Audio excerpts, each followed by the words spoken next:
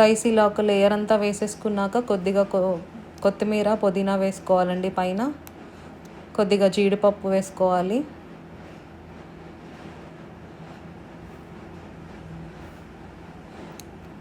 ఇవన్నీ వేసుకున్నాక ఇందాక చికెన్ పక్కకు తీసి పెట్టుకున్నాం కదండి, అది వేసుకోవాలి. ఇప్పుడు చూస్తున్నారు కదా,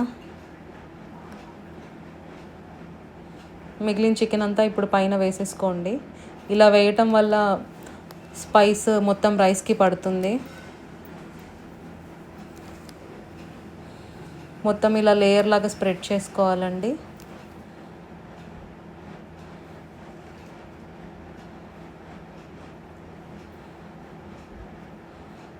ఇప్పుడు హాఫ్ రైస్ ముందు వేసుకున్నాం కదండి, మిగిలిన రైస్ ఇప్పుడు చికెన్ పైన మళ్ళీ వేసేసుకోవాలి.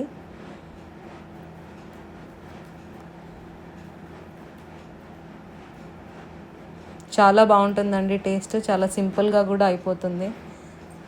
ఆయిల్ కూడా తక్కువ వేస్ట్ చేస్తున్నాము, హెల్త్ కూడా ఇంపార్టెంట్ కదా. ఆనియన్స్ అదంతా డీప్ ఫ్రై చేయట్లేదు, కానీ ఇలా చేసినా కూడా చాలా బాగుంటుందండి టేస్ట్. మొత్తం రైస్ వేసేసుకున్నాక పైన కొత్తిమీర పుదీనా వేసుకొని ఫ్రై చేసి పెట్టుకున్న జీడిపప్పు వేసుకొని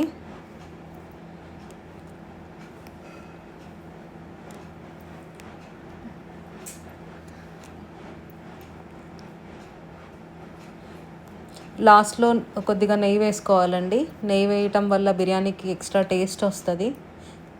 హోమ్ మేడ్ గీ వేస్తున్నామండి, ఒక 2 స్పూన్స్.